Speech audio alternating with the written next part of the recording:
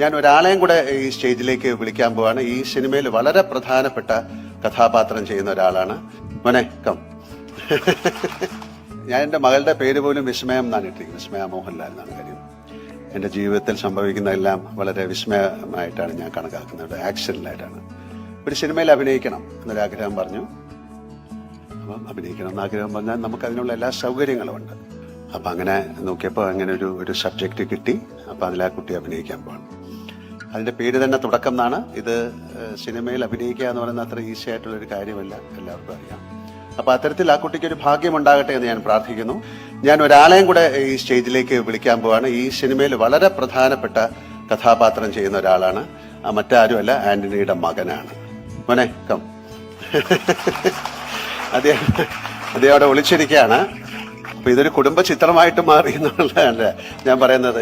ഇതും ഒരു വളരെ ആകസ്മികമായിട്ട്